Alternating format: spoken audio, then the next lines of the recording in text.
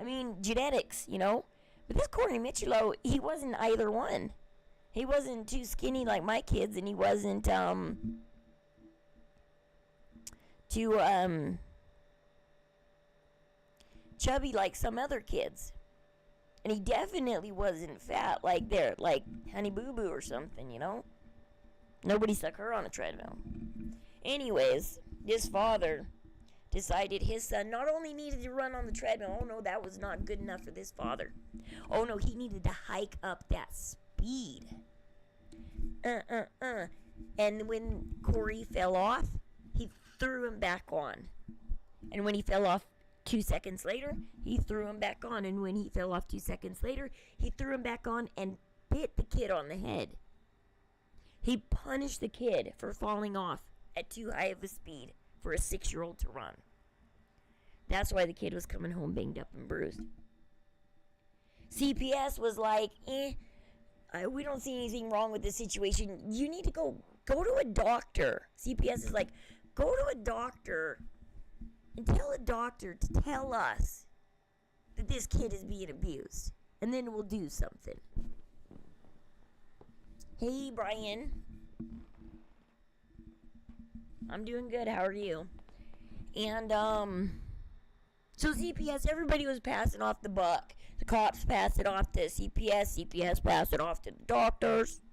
So the mom was busy trying to take the child to the doctors, this hospital, that hospital, because this hospital passed the buck on to that hospital, and everybody just kept passing the buck on this poor kid.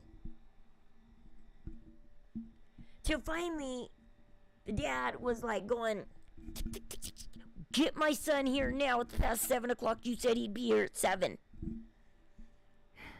And the mother was like, I don't know what to do. I'm trying to get a doctor. Any doctor. That's good, Brian.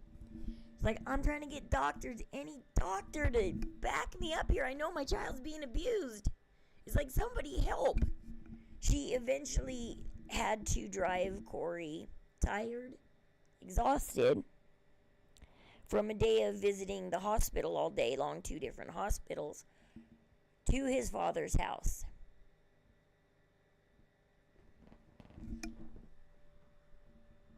Hey, Jeannie. And, so she finally had to turn the kid over to her husband. Next day, while she was going about her business, wondering how to get help and what to do, she got a phone call from the hospital. Her son had passed away. He ran his poor tired kid on the treadmill, who was already tired from a day of going to the hospital and stuff, and he ran his kid until his kid, a 6-year-old, a healthy 6-year-old. He ran a 6-year-old literally until that kid's heart gave out. Till that kid's body gave out. It couldn't take the exertion anymore. And then his kid passes away, and what does he do? Peace out to the doctors and walks to his car and goes to leave the hospital. They got body cam footage and everything of this, of cops being like, your son just passed away. What are you doing sitting in the car? Most parents would be like beating up the doctors and yelling at them, you know? Do something more. My kid's not, do something more. And when he even brought the kid in, he didn't even act like it was an emergency. Cory's eyes were rolling in the back of his head, and he wasn't breathing, and he was just holding the kid and carrying the kid. You see the surveillance video of all this. They have surveillance of everything he did. I mean, it's no question what he did to Cory, because there was surveillance. He did this in the gym of his apartment complex. And so there is, unfortunately, video. There's all kinds of video out on this case. Once again, Cory Miccillo, a healthy 6-year-old with no autism, no disability, no nothing, was no benefit to CPS. So CPS didn't want to take on the case because no benefit for them. This family didn't need services and help and anything. It's just a angry wife wanting to take her husband's visitations away in court. So CPS, the cops, everybody ignored this poor woman's cries. She knew something was wrong with her son, but she knew she would also get in trouble with the cops if she didn't bring the kid. She was in a stuck position between the government, which is the worst rock in the world, and a hard place, which is her husband. And that rock and that hard place banged her around until she lost her son. He will be being sentenced tomorrow on being found on manslaughter out there in New Jersey. So anybody in New Jersey, Toddy One Skip is asking everybody to change their profile pictures to the picture of Cory Miccillo in the blue shirt walking on the logs at the river. I can't find that picture. I'm trying to find it. So I don't know where the picture is, but I do want to give a shout out to the Cory Miccillo case. Another family that has been ruined by CPS. CPS has been ruining families for decades in multiple ways by either ignoring them and their children die, by ignoring them, and there's a case here in Utah where the cops and CPS ignored a call from the child. The child called CPS, hoping that help would be there when the child needed it. The parents were having a hard time getting divorced. The mom was in an abusive relationship, but she kept going back. The cop told the father, hey, look, you have anger issues. You need counseling. CPS was like, oh, not a big deal here. We got healthy kids, clean home. No problem. You guys have a good time. We're closing the case. There was nothing in it for CPS. So they ignored the call. 1 month later, the husband annihilated the whole family and himself. Turns out he was a family annihilator that they ignored because there was nothing in it for CPS. All you have to do is Google CPS is bad or CPS kidnap my kids, and you will get tons of stories like mine, like Cory Miccillo's, like that. And that's just one of many cases here in Utah. CPS, what people don't understand about CPS is it is a government, it is the only government agency that is unchecked. Every government agency, including the President of the United States. So these guys are technically above the President of the United States. And you know what? You don't have to have anything special to be a CPS worker. You just have to be narcissistic, pretty much. I mean, I think that's their only requirement. Is like, you have to have some form of narcissistic behavior to be a CPS worker. You can't be soft or gentle or bleeding heart. And it is the only government agency where regular people can go work there, as long as you're narcissistic. And it goes unchecked. There is no agency above them that puts them in check and makes sure they're obeying the laws of the state. If CPS breaks a law, unless you're brave enough to go pro se, no lawyer will help you sue them.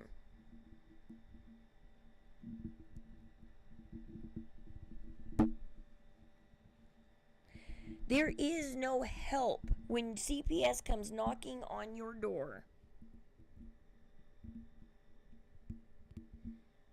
There is no help. for you.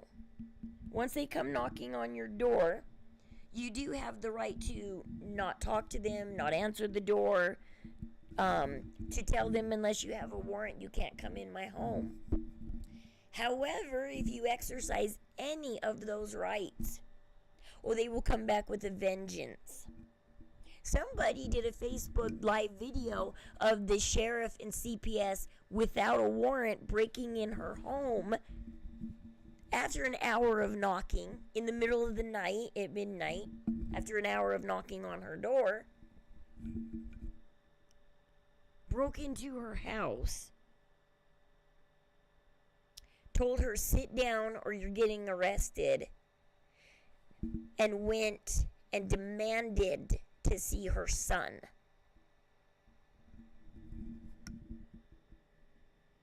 Don't know why. She looked like she had a clean home. She looked like she was a good mom. The child looked healthy. She showed the child on Facebook to show that it was healthy. I don't know why they were there knocking down the door. Hey, 13th hour. And so, I have no idea. They just did. She kept asking him through the door, why are you here? What's your reason? And they just said, open the door. And a CPS worker once told me, because I asked her 3 weeks ago, I said, why you guys coerce people and you're mean to people and you know, because I was like, you guys are, you coerce people and you threaten people. And I said, why do you do that? I said, isn't that wrong and illegal? And she says, we have to do it. People don't like us. So we have to be demanding. We have to be coercive. We have to, you know, be strict and stuff. We have to be mean. Because people don't answer the door to us. So to get people to answer the door, they have to threaten you. They have to do this stuff. I wish my phone wouldn't record, because I was going to record that. I wanted to record the CPS person saying bullshit like that. Oh, so you have to be coercive and mean and demanding and breaking the laws. Because other than that, you have no right to be in that home. Except for the fact that you do whatever it takes to push your way in that home. Because you're upset that they don't want you in your home. When you're an agency that is known for taking kids, and not even the judge puts you in your place. When the judge is told that you lied to take the kids away, not even the judges should sit there and say, case over, you lied. But they don't. They don't. The judges play into the case. Even though they know that CPS wrongfully removed the children.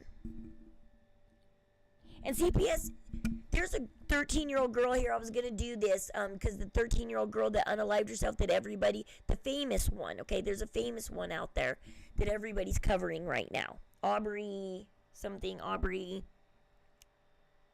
Anyways, there's a similar story in my town.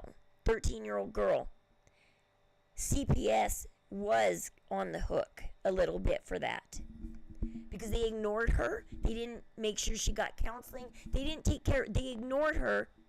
They knew that she was suicidal. They knew she was being bullied. They ignored her. Oh man, the day, because Valley Behavioral Health and CPS were both on the hook for what happened to her.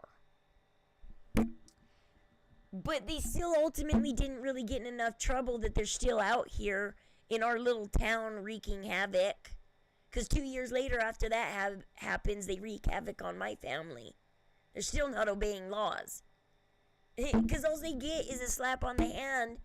And a slap on the hand, everybody knows a slap on the hand never hurts. And so they get a slap on the hand, and then they keep doing what they're doing. They keep going and breaking the law. And there's nobody to hold them accountable except for the governor. But the governor is too busy, is what I was told. I was told, Rose, you could go appeal your case to the governor, but he ain't going to answer you. He's too busy. Because the governor is the only person that can hold CPS accountable, but he's too busy to. And nobody else in his office is designated to hold CPS accountable. Nobody. There's nobody that is designated to hold CPS accountable. You can call the ombudsman, and all they can do is give CPS a slap on the hand and say, well, you shouldn't have done this, CPS. Shouldn't have done that. And as long as CPS can find one law in your state to stand on, the ombudsman will drop your case. If CPS can find one law, and they found one law to stand their little legs on in my case, and got the ombudsmans to shut down. So the ombudsman doesn't care that they broke a bunch of other laws. As long as they have one correct law to stand on, then they get away with what they're doing. There is unchecked.org. There is quite a few people trying to do. Let's get a change.org. Let's get something out there to change the laws. Let's make CPS follow these laws. No, you can change the laws, but once again, I'm going to reiterate this again. There's nobody out there to enforce the law and make sure that CPS follows it. So you can change the law. You can try and petition all you want for federal or state laws to change. It's just another law for them to ignore, by the way. It's just another law they're going to... Because when they knock on your door, if you do not know every law, school yourselves. If CPS ever knocks on your door once, either call a lawyer or school yourself or both. Immediately call a lawyer and school yourselves. Because we can't get them shut down. I would love to just get them shut down. People say, well, what if you shut down CPS? Then there's kids that are abused that are going to continue being abused. Well, you know what? Those kids are still being abused because CPS is ignoring those ones. Kids like Cory Miccillo are dying. 13-year-olds are unaliving themselves because they're not getting the counseling and the help they need because they're being ignored. And kids are being legally kidnapped all over the world or all over the U.S. because they go unchecked. And on my stream, when people, I didn't have to tell people my story because my Twitch stream saw it go down. They saw my kids get taken. They saw it all go down. They knew my story because they were there with me. And man, they were like sitting here going, in my country, they're like, we can't believe U.S. cops. They're like, you just anger a U.S. cop and they come back with a vengeance. They're like, only U.S. cops have those attitudes. Because cops in other countries don't have this vengeful attitude that if you upset me, I'm coming for you. And everybody probably here, I got Australia people here on my YouTube one and stuff. Everybody here, 13th hour probably knows what I'm talking about because they're in the UK. Cops don't do this. I think the states are defender castle states you should be allowed to defend. They are, Brian, but the problem is CPS doesn't care. They will get that warrant. If they have to lie to get the warrant, they will get it. They will bend the law in their favor. We do have a castle. There is castle law. It is supposed to protect us and our children and our rights. But CPS can get past that, is the problem. Good idea, Brian, but no. CPS can get past it. CPS, they will wiggle their way until, if they want your kids, they're going to get them, okay? Especially if you have kids with disability, and if they put them in foster care, it's going to make them money. My kids are in what's called a kinship care, but CPS put them in foster status, because if they're in foster status, then I have to pay child support. If they're in a kinship care, I don't have to pay child support, because they're in a kinship care is very different than foster. Foster is getting ready to adopt your kids. Foster is a permanent placement, whereas kinship is a temporary placement.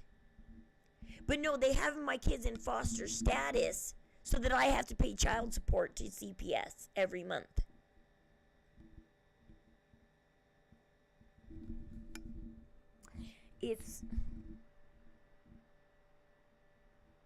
They will bend any and every law.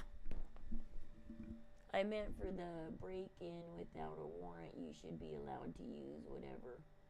Well, this girl, no, the cops are like, she obeyed once they got in her house. I don't know what you can do once they get in your house, but when a bunch of CPS and a bunch of cops walk in your house and they say, sit down or we're going to arrest you, you sit down. Because once you're arrested and you're in jail, you can't fight for your rights. And they will book you. For God knows how long. God knows what they're going to charge you with. You hit an officer? Oh, gosh. Now they have something to charge you with and take your child away for.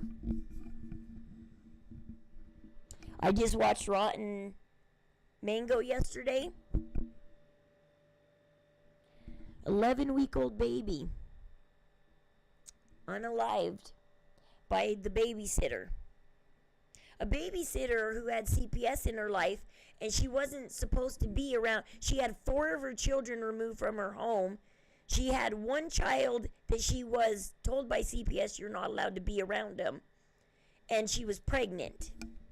This woman just couldn't stop having babies, even though CPS keeps taking them away.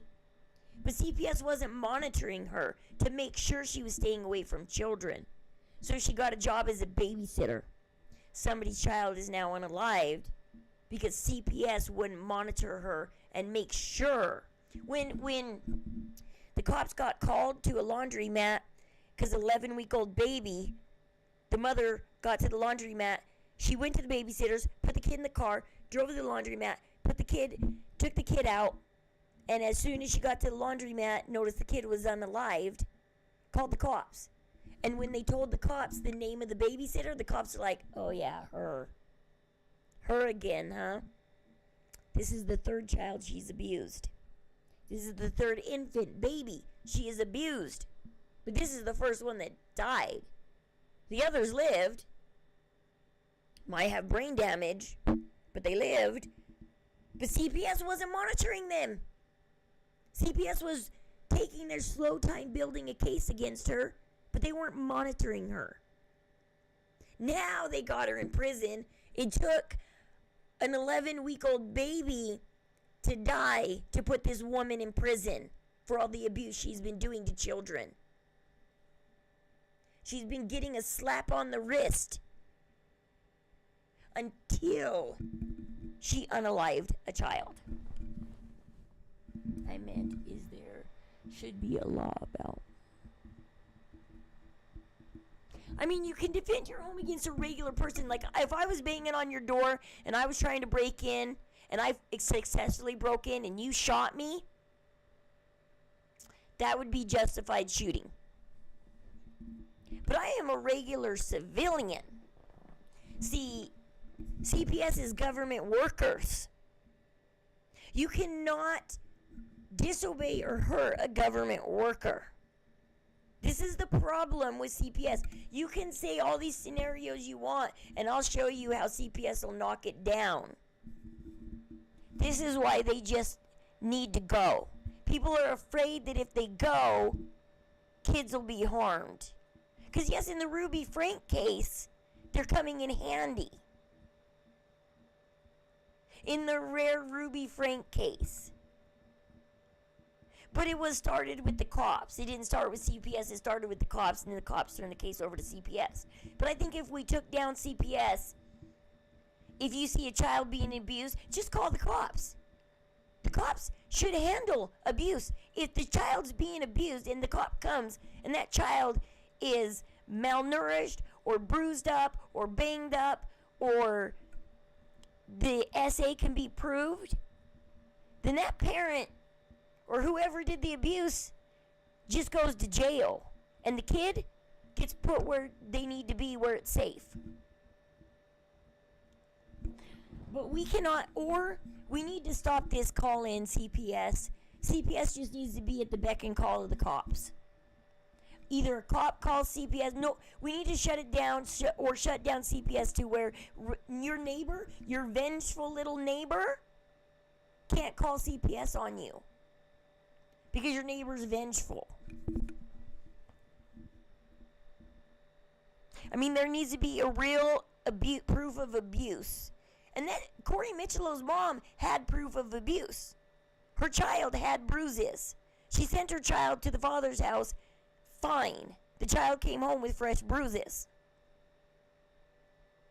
But nobody listened. CPS didn't listen because they didn't want to, because the case wouldn't benefit them.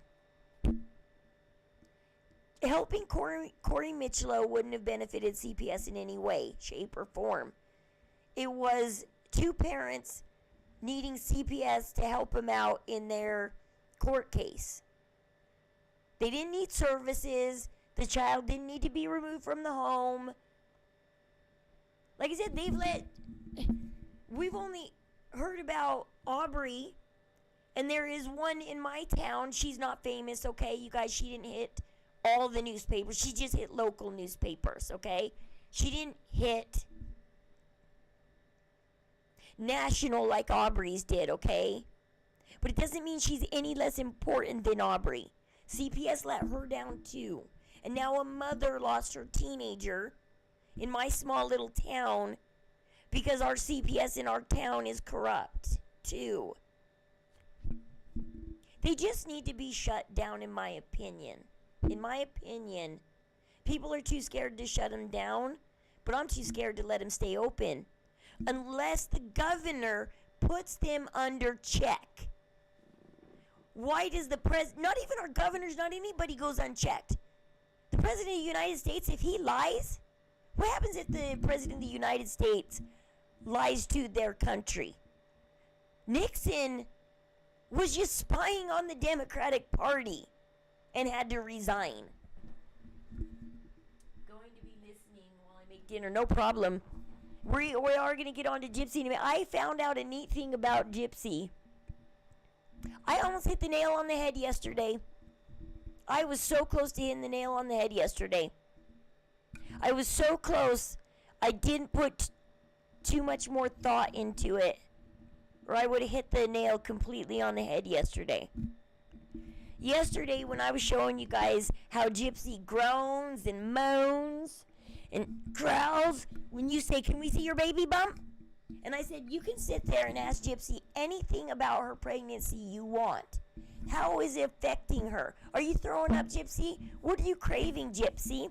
What are the changes in your body, Gypsy? And she'll proudly sit there, what prenatal vitamins are you taking, Gypsy? She'll answer them all with a smile on her face.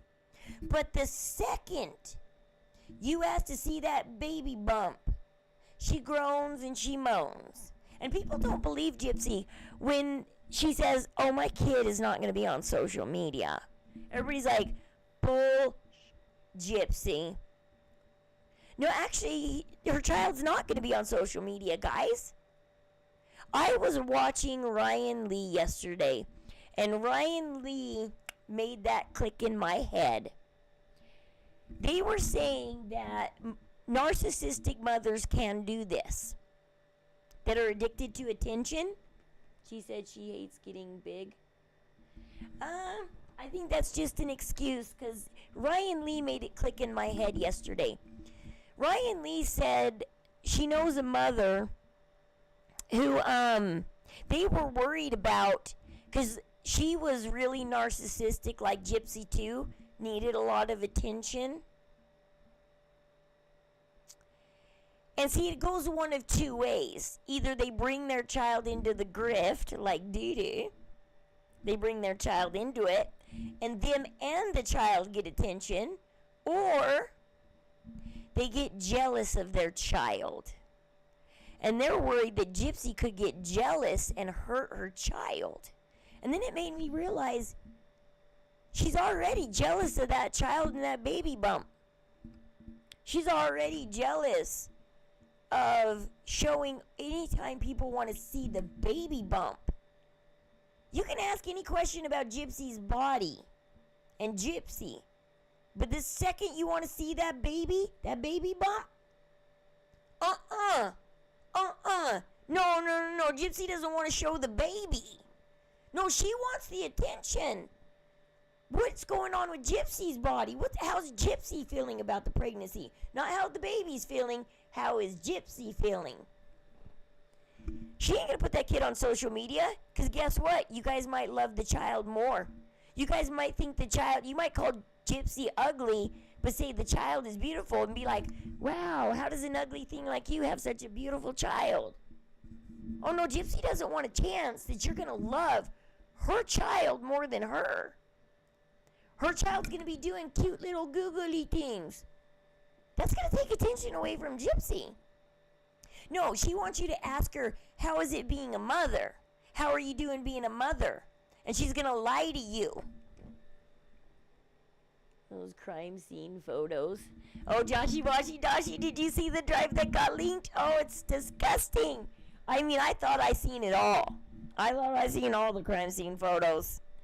Because Fancy's like, just Google it, guys. It's out there. You're an imbecile if you haven't seen them all yet. Or more like you're an imbecile if you haven't paid me to see them. And you waited until... It was Candace Starr, apparently. Candace Starr is the one who leaked the drive on Gypsy's birthday. Everybody's pointing the finger at Candace Starr. She said, happy birthday, Gypsy. Here's the drive. Candace Starr went and stole Fancy's drive and posted it. Hey, Joshy, we need to get onto some Fortnite. I got 2 weeks left. I need to get everything. I'm dying.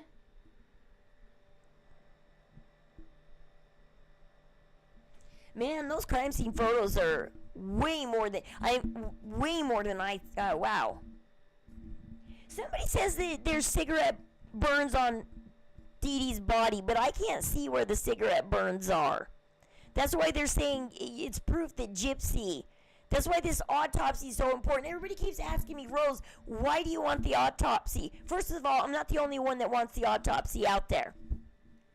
I'm just being the loudest person about it, okay?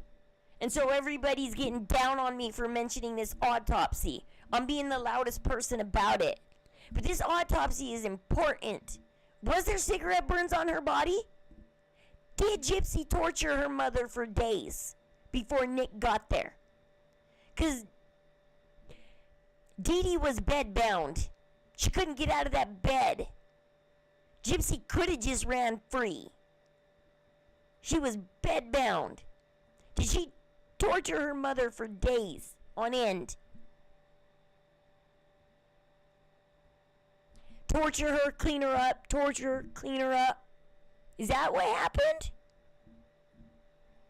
And then she called Nick in for the end of it, being like, well, Devona and Ruby and Victor want to get together and finish it together because it's going to be sexy.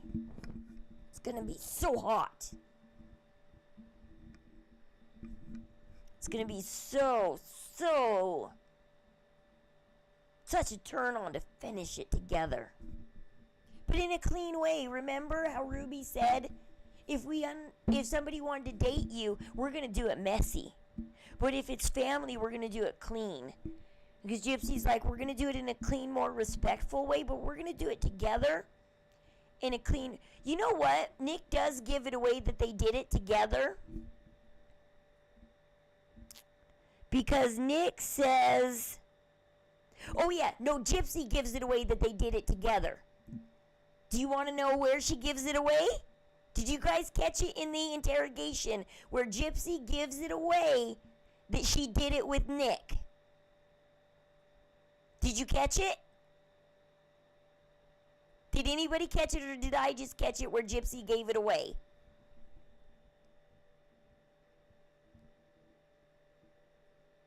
Gypsy does give it away that they did it together.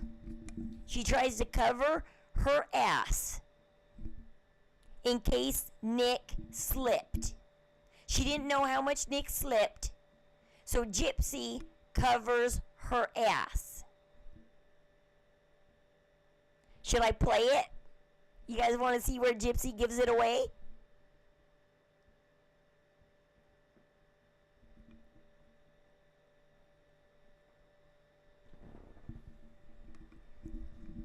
Hey, J-Dub. How's it going? In the interrogation, when the cop is still being nice to Gypsy, and I can see if I can pull it up. The interrogation, the cop is talking to Gypsy, and he gets done with Gypsy's story.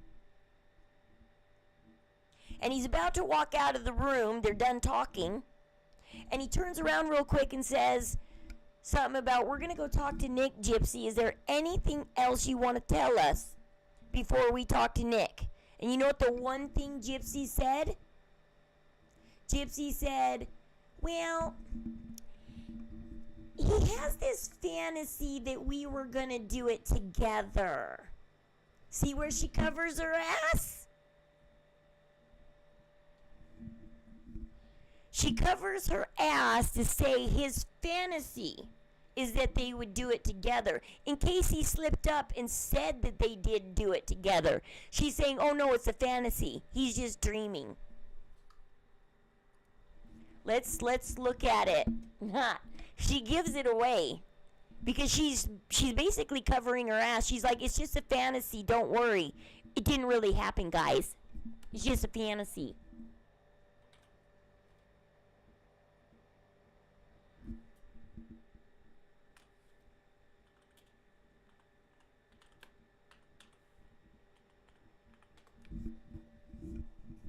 So we can go back and play it and see. But in my opinion, this is where Gypsy gives it away. That her and Nick did it together, but she's covering her ass by telling the cop, don't worry, it's just a fantasy of his. It didn't actually happen.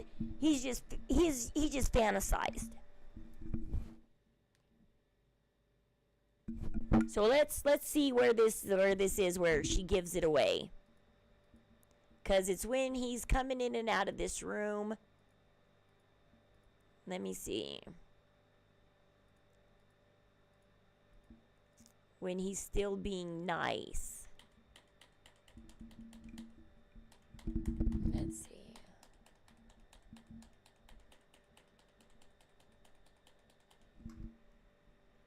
Because this is, I think, where he finally gets the story out of her. Yeah, they took the Greyhound bus, blah, blah, blah.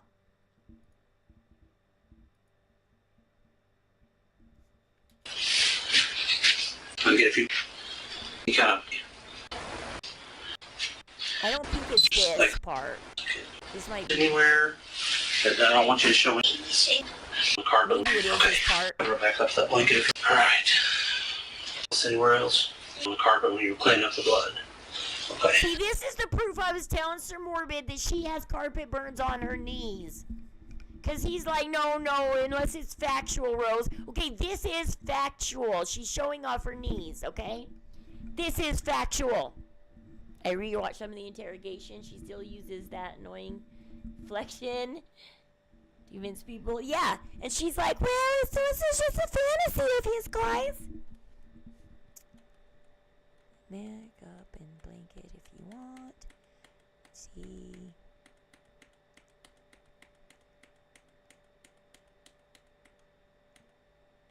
Okay. Talk to your boyfriend. Leaving out while I'm going. Okay. Bathroom. Okay. You hear a lot of sissy. Okay. Get locked in the bathroom. Look at it because you're. I know I saw this in the interrogation. I just gotta find it again. Because I know she tells him. She's like, we're gonna go talk to him. Is there anything you want us to know?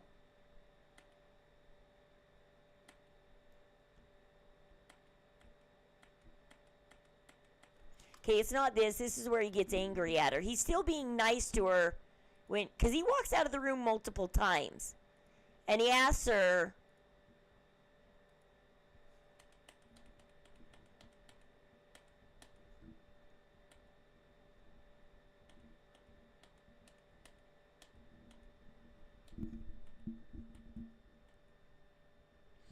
by the tub, like by the toilet. It's like your chair was there and there was a bunch of other stuff next to the toilet. I was wearing white, like, flowers by the tub, like, by the toilet. Or are you wearing that? I was wearing, like, flowers. Can you describe it a little better for me?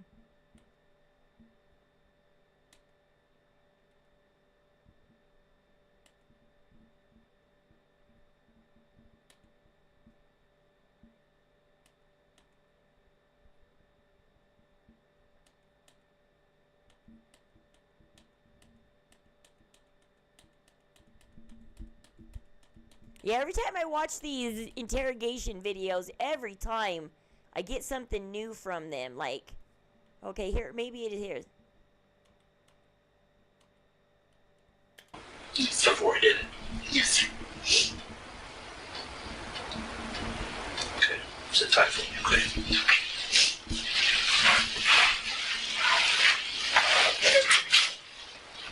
Maybe it's not here.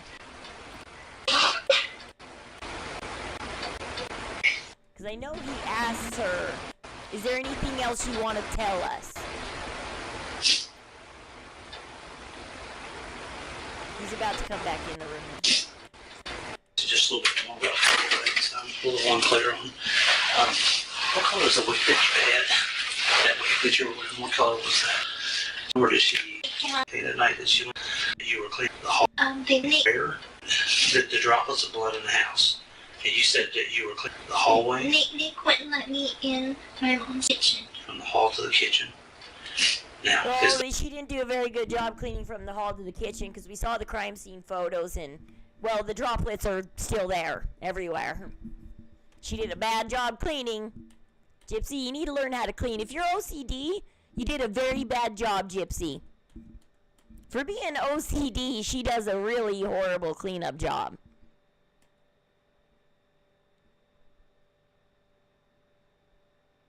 Oh, look, Gypsy loves Waffle Houses. She's like, let's go to a Waffle House.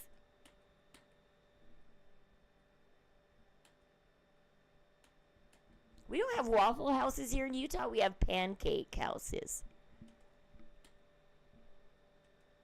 We have the IHOPs and the Denny's and stuff like that. Pancake houses. We do pancakes here in Utah. We don't do waffles. No, we do waffles, but more pancakes than waffles.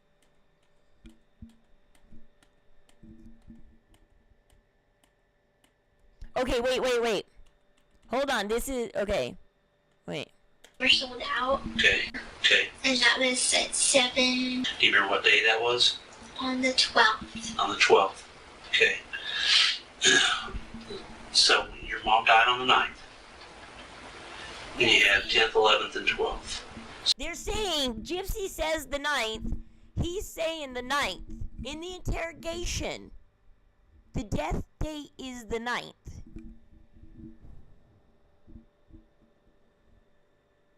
Because I told people she double downs on the 9th. And the cop starts saying the 9th. She double downs on that. She's like, no, it's the 9th, I'm sure.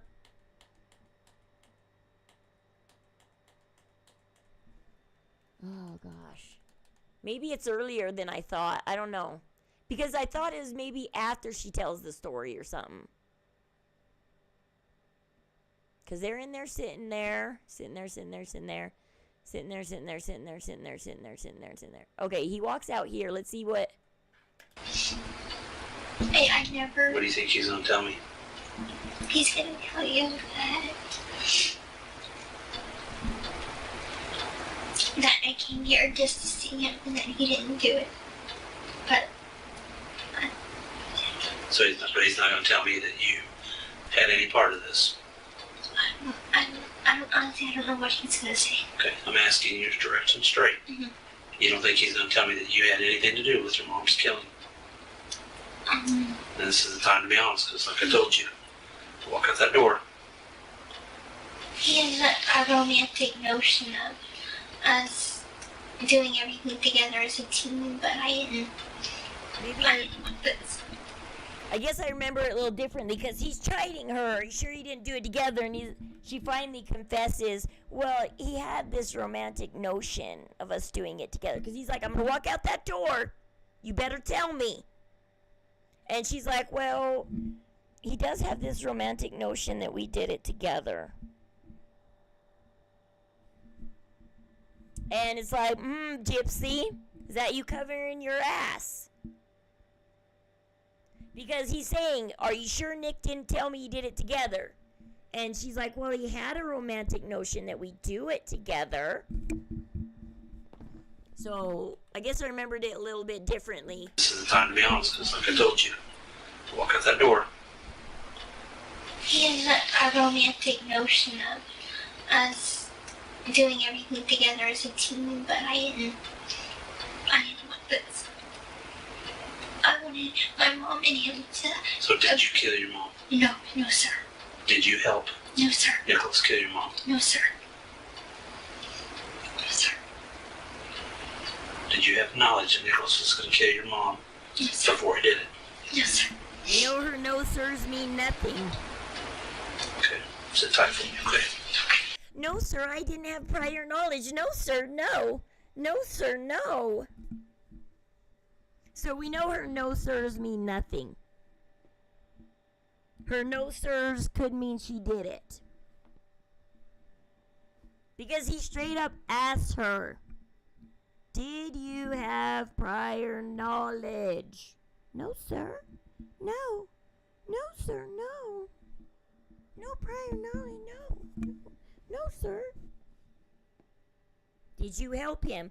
No, sir, no. No, sir, no. Go cry for that lawyer, Gypsy. I'm surprised she wasn't smart enough to cry for a lawyer earlier. Why didn't she? If she knew that she could call a lawyer, why did she wait this long? Why did she wait this long to call a lawyer? I can tell you, she probably would have got a better deal if she'd probably cried lawyer now. Poor Nick knew what he saw on TV shows, so he didn't know to call lawyer. He thought that the Miranda rights is just something you're told, that they don't actually mean anything. Because our TV shows don't portray that they mean anything. Oh, no, nothing. I'm a nice person. I'm an honest person. I'm a nice person. I don't lie, sir. Sir, I don't lie. This bullshit. It's like, I don't lie. I'm honest. I will be honest with you, sir. Okay, I'm finally honest with you, sir. I promise I'll be honest from here on out. I promise. I will be honest, sir. It's like, now you're going to be honest? I thought you said you were honest earlier. But now you're honest. And now you're saying you're going to be honest. No, whatever. When's the honesty coming out, Gypsy? The honesty will come out. I'm tempted to... I hate NPG Cornerstone Nation. I do. I really hate them.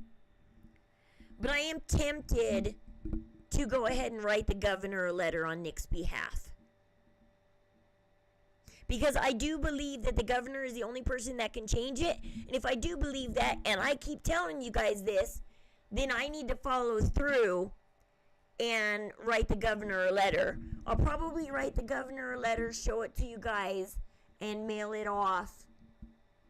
And do just as NPG Cornerstone Nation instructs. Maybe you guys can help me write the letter in case I stupidly write it. I need to make sure it's logically written.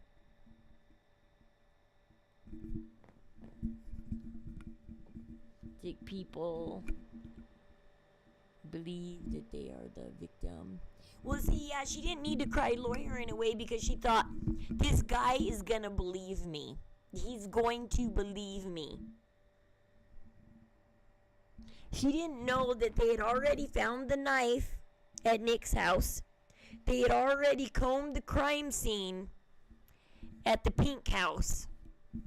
And they're, according to Fancy, they got the phones at this point. The phones were left at the house. That's why he asked her, what color's your phone? What color's Nick's phone? Well, whose phone?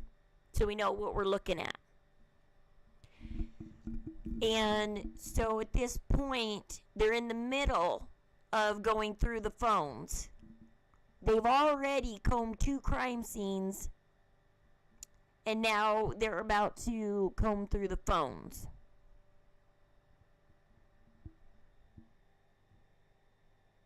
Sometimes I don't agree with the cutting board, but she is bringing out some good video. I am giving the cutting board, I'm giving Dawn some leniency on her getting down on Fancy. Now that Fancy has wrote a letter, please pleading to the prosecutor that she will, if you give her a deal, she'll throw Sarah under the bus for the deal. Fancy's the one that wants the deal. I hope that they give Sarah the deal and throw Fancy under the bus. I'm sorry, Fancy, but I rewatched some of your videos last night about you in the car in Chillicothe, bragging about the assault that happened. Sarah never said he assaulted her as far as on camera that we know of, what we watched. Sarah said he stood in front of me like to chest bump. She didn't say he chest bumped me, he came in contact with me, he assaulted me. She said like as to chest bump. Like as to chest bump is not assault. See, everybody's saying now we're dealing with another narcissistic case right now because we're watching Fancy and Sarah this September are going to court in Chillicothe. And all of us streamers and all of us viewers were actually part of this case. We watched this case go down. We watched the videos from Chillicothe, Into the Weeds, witnessed most of it. And Into the Weeds, they're not putting Fancy down, but they're not totally backing her either. I don't think they're backing Sarah either. They're backing their own. They're Into the Weeds is at a point where they're like, we're not backing anybody. We're finally just going to tell exactly what we saw and nothing more. Exactly as we saw it, what we saw, nothing more. And I believe Into the Weeds. I don't think they have a reason to lie. I don't think they're lying type people. I do believe that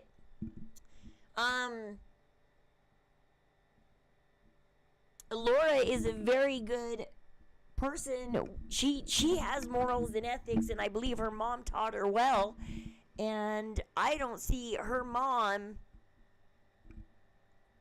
She's a very good Christian woman. I don't see her lying for clout or for someone, or because as soon as this shit started going down, Into the Weeds pulled back into their own streams and said, okay, we're going to talk about the case over here on our own podcast in our own words. We're not going to go be featured on Fancy or Sarah's or anybody's. We're not going to go. They wouldn't even step up on Sir Morbid's and talk about it. They're like, on our podcast, we will open up about what we saw.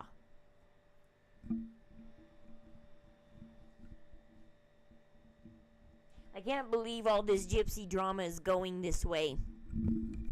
That creators are now pulled into it. Okay, so I watched a little bit of Uncorked with Brandy today. They said that Colleen doesn't hate Fancy. She is mourning the lost friendship that they have right now. But she's not wanting to do anything with Fancy anymore. But don't go around saying that Colleen hates Fancy, because she doesn't. They had a very long friendship, did a lot of work together. Colleen does not regret the work she did together. What Colleen does regret is she wants to be able to speak for herself and say what she disagreed with Fancy without being put down for it. And so Colleen just wants to be able to literally just speak her own mind, and she doesn't always agree with Fancy or April or whatever we're calling her nowadays.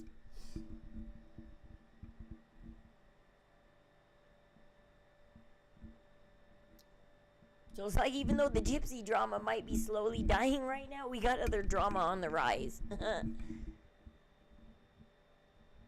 It's crazy. And everybody today started reporting on Ryan not being a no-show at his divorce. Everybody finally, anxious Aunt Nina, everybody caught on that Ryan missed court. And so did his lawyer, if he has one. I don't know. Or he's representing himself, I guess. I don't know. But nobody showed up on Ryan's side. And now everybody wants Ryan to go on a live and answer for it. Ryan, get up there. Answer to everybody. Why? Why did you not show up? What happened? Yeah, I've been watching a little bit of YouTube today. I had my counseling appointment, but other than my counseling appointment, I've been just watching YouTube today. My counselor loves me. I make him laugh. He's like, Rose, you can come rant to me anytime. He was just laughing so hard in our session. I'm like, no problem. Anytime, dude. You're welcome. Glad you like me. I have a new counselor. My other counselor that I had for like 5 years, she quit and moved to another location, and I can't move with her. I had to stay at this location because this is where my meds are. And so I was handed a new counselor. I got to hand pick him, though. That was cool. I got to hand pick him. And I think I handpicked a good one. He says I can come rant to him any day. He finds it all funny. Oh, I don't talk anything about my streaming life, by the way. The rest of my life is funny.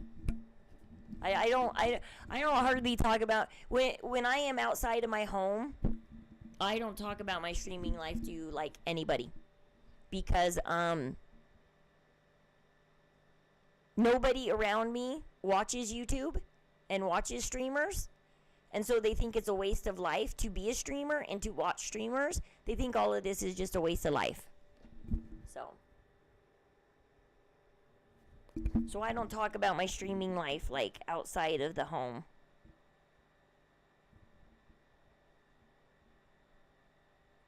My family knows I'm a streamer, but they don't care. They just care that my kids were part of it for a little while. We were gaming on Twitch. They don't like seeing my kids on stream and gaming and playing games, and they think games are a waste of time too. I don't whatever. They think gaming and anything to do with computers is a waste of time. At one time when computers were first coming out, my brothers were obsessed with computers. And then they dropped computers for mechanics. And they don't touch computers anymore. I enjoy your streams. Thank you, J-Dub. So what do you guys want to talk about now? I'm kind of just rambling now about everything that's going on. Just kind of rambling now. But don't worry. I think Gypsy's too selfish to share the screen with her baby. I'm glad I'm relaxing to you. We're relaxing today because my back hurts, so I'm sitting in this softer chair, and oh gosh, I sat in my gaming chair too long last night, and then I moved wrong, and I was like, oh god, I gotta get off stream. I'm like, I just felt that in my back. I was like, it's time to say goodnight, guys. I was like, that's not good. I don't know why I can't get my back right. I think it's because I am missing my meds. I was supposed to go get it on the 16th.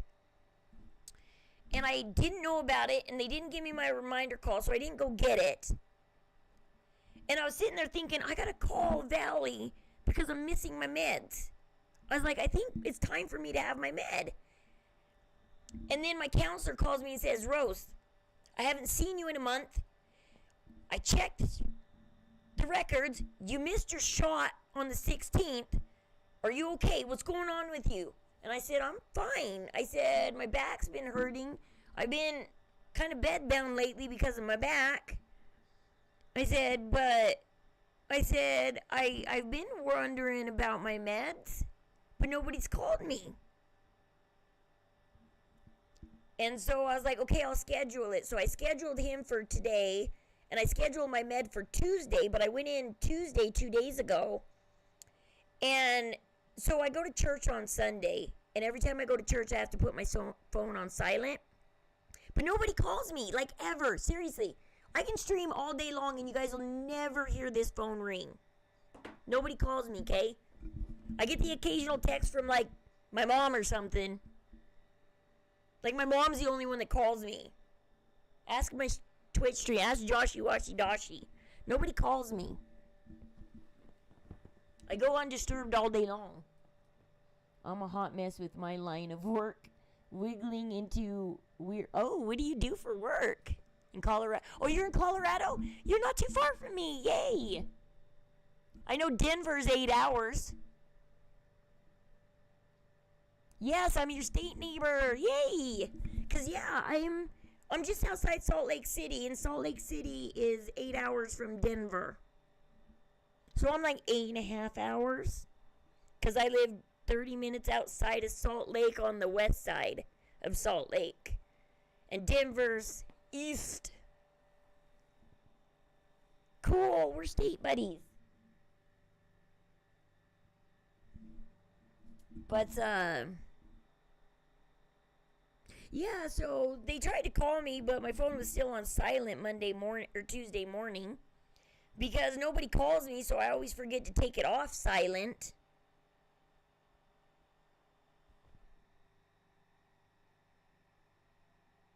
And so I went Tuesday, took the bus all the way down there just for them to say, well, Rose, we got to reschedule your shot for Friday.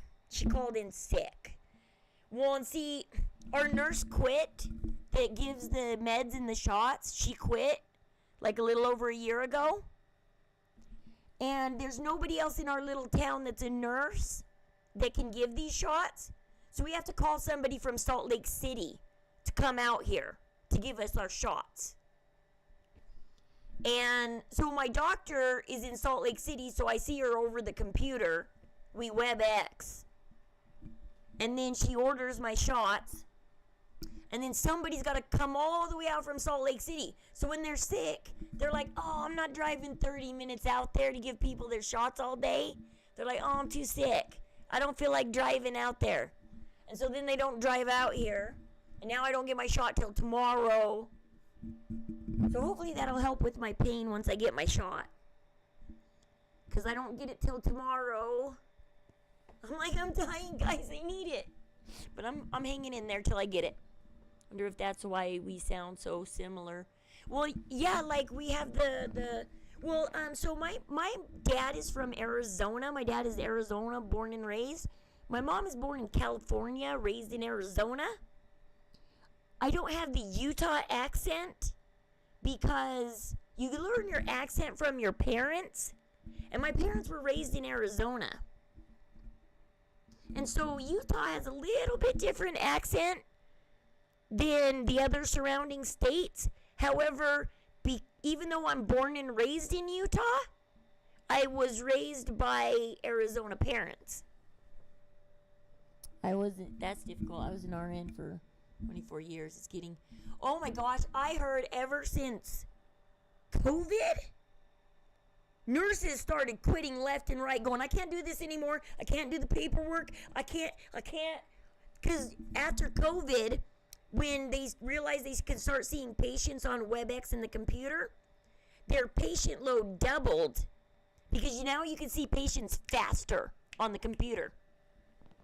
Doubled the paperwork, doubled the nurses' works. These poor nurses were already overworked. Then COVID happened, and boom. Yeah, we're West Coast. We're on the west side. Same time zone, too. We're both on Mountain Standard Time, and we both have the best skiing in the world. Because everybody comes to Utah and Colorado to ski. If you're going to ski, you come this way. You come to Utah, you come to Colorado. We have the best mountain ranges. We have the best ski resorts. All the famous people come to Park City in the winter. Winter in Utah hits, the first snow falls, everybody's booking their flight to Park City. Everybody's traveling to Park City. Park City gets busy as soon as the snow hits. Parley's Canyon gets full.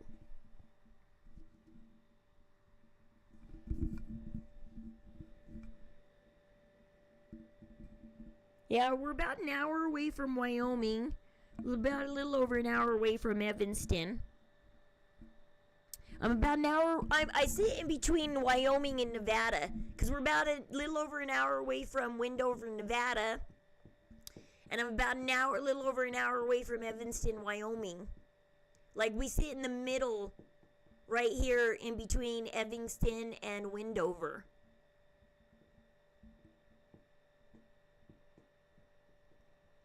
I'm like halfway in between two states.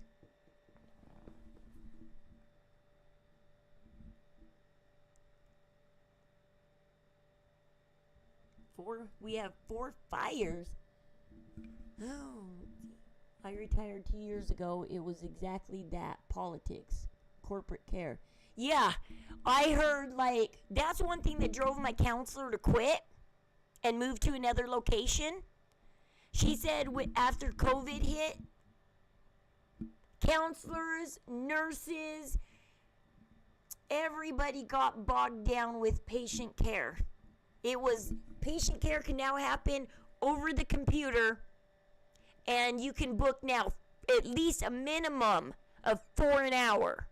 1 every 15 minutes. 4 an hour, 8 hours a day. That's a lot of patients to see all day long. And then the paperwork at the end of the day when you have to close out every client.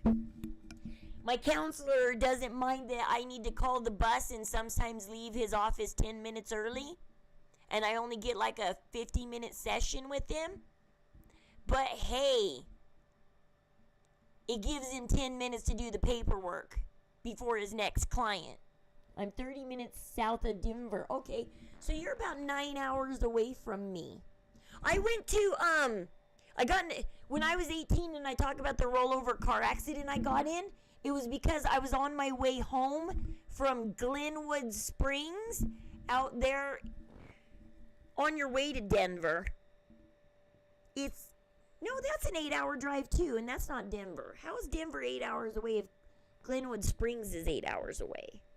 Well, Glenwood Springs, we went southern Utah and then over straight on into Colorado, or you can go up Parley's into Wyoming and then dip down into Colorado. There's like 2 ways to get into Colorado, either through southern Utah or through Wyoming.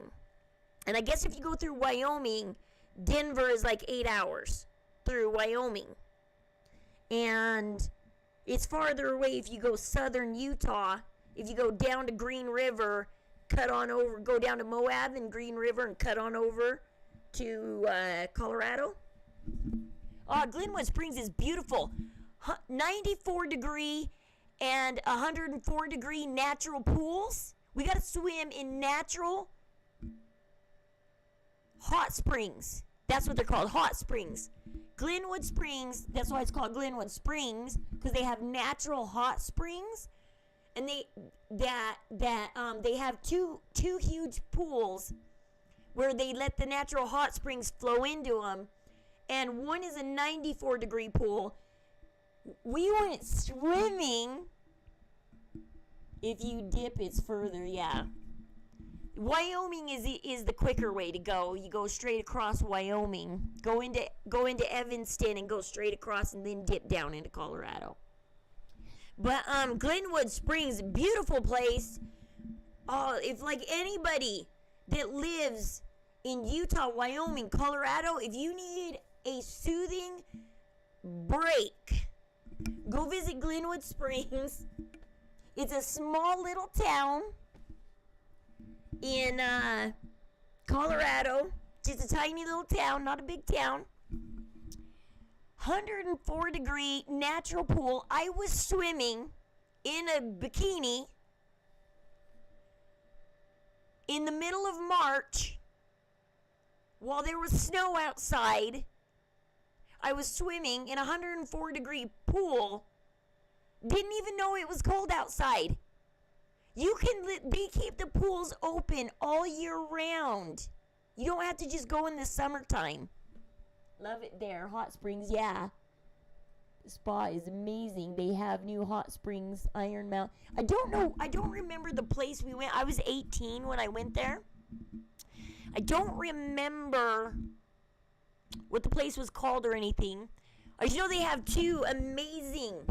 Like, we went shivering. We were like, they're walking to the pool. We're all shivering, cold. And then once you step foot, we went in the 94-degree pool. But that pool is like going to a concert. Everybody, when you try and walk in that pool, you can't swim in that pool because everybody's in that pool. They're in the colder pool. And so when you walk, you're literally having to squeeze past people. And you're in a bikini. And your body's touching other people's bodies. And you're squeezing past people going, okay, you guys, come on, come on. I want to go to this side of the pool. Come on, come on, come on. And so we went in the 104-degree pool where there was like 3 people. We met this really nice guy. We were sitting there chilling and talking with him. And you could actually swim in this pool because nobody wanted to touch the hot pool. So we did. It actually, 10 degrees doesn't make a difference, by the way. When you're up that hot, 94, 104 degrees, 10 degrees actually doesn't make a difference when it's that hot. You would think 10 degrees would feel like so much hotter. But no. And that's what I told people about living in Arizona. I lived in Arizona for 2 years, in Phoenix and Mesa. Mesa for a year and then Phoenix for a year. Once you pass 94 degrees, it doesn't matter if it goes up to 115 degrees. It's all hot, okay? It's all just hot after that. It doesn't get hotter. It's just hot, okay? You get used to you get so used to the heat that you don't feel a difference between 94 and 104 or 114 because it's just all hot. The one thing I didn't like about living in Arizona, and you probably wouldn't like this too if you're used to Colorado, because we're in the mountains and we're a higher elevation and we have snow, we have humidity, we have rain. Even in the summer, we have rain and humidity. I mean, we just had a thunderstorm the other day here. It was pouring. Middle of July, the rain was pouring. The streets were getting flooded because the rain was pouring that hard. Middle of July. But your skin feels so good. Those pools were like, when I was walking to the car, I didn't even have my coat on. I was like, oh my gosh, it's not hot. I'm like, it's not cold anymore. Because your body got so heated up sitting in a 104-degree pool. The cold air, it didn't matter that it was March and there was snow on the ground. It was like you were no longer cold. After you stepped in that hot pool, it was no longer cold. Arizona has dry air. They don't have humidity. There is no rain. There is no humidity in the winter or in the summer. There is no rain. It's just dry weather all year round, and that's the problem. It's not the heat. Arizona, people think it's the heat that's the problem. It's not the heat. It's the dry air. It envelops you. It sucks you in. Like, as long as you're walking, you're creating wind. But the second you stop walking, like I went to stop to tie my shoe, oh my gosh, did I feel like I was in a vacuum of hot air. Like, all of a sudden, this hot air just enveloped my body and was like squeezing me tight.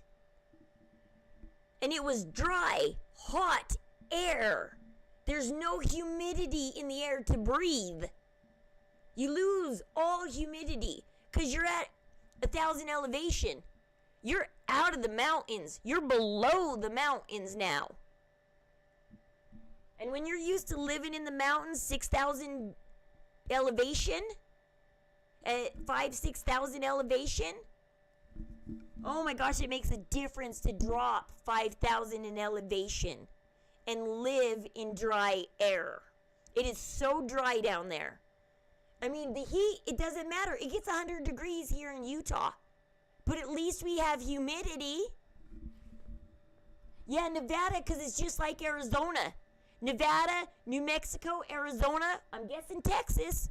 I lived in New Mexico for only a couple of months when I was 10. But it was hot there too. But you can catch turtles and lizards and all kinds of cool stuff. And when you're a kid, especially if you're a boy, there's all kinds of cool stuff to catch in New Mexico. Lizards, horny toads, turtles, snakes. My brothers caught a sidewinder snake one time. Oh, my mom told them to release that snake, and they threw it on the ground, and my mom saw it squiggle off in a sideways manner. My mom was freaking out. She's like, that was a sidewinder, you guys, and it was a baby. Baby sidewinders are like poisonous. You could have died. My mom was like totally freaking out on my brothers. They're like, don't ever pick up a snake. Oh, and by the way, if you see a dead cactus laying on the ground and it looks like all its prickly things are gone, don't pick it up. I learned that hard lesson when I was 9 years old. 10 years old, 19. I was almost 10. We lived there the summer I turned 10 because my birthday's in the summer. I'm a summer birthday. I'm a Leo. We're in Leo time of the year right now, guys. We're in Leo year. By the way, Fortnite changes on my birthday. So we will be playing Fortnite on my birthday as they come out with the new season. The new season changes on my B-Day. So download Fortnite, guys. Changes on my birthday. But, where is it going? So, yeah, like, I picked up this cactus. And my mom was like, what are you doing, Rose? And I'm like, it's a dead cactus, Mom. It's not going to hurt me. And she's like, go find a bunch of sticks, Rose. And I was like, why? She's like, go find a bunch of twigs and bring them to me. And I was like, what? And she made me drop the cactus. And I was like, what, Mom? And because my mom was raised in Arizona since she was 7. So my mom knows what's going down. And my mom's like, Rose, rub your hands together. And as soon as I rubbed my hands together, there was about 100 tiny little unseen prickly things in my hands. And my mom's like, yes, go get a bunch of twigs, Rose, and you're going to have to roll the twigs in your hand. I had to sit there and roll twigs like this in my hand until it pulled out all the prickly things out of my hands. Don't ever touch a cactus, dead or alive. Don't do it. It's like, oh, they have the most beautiful Teos hot springs. Winter, of course.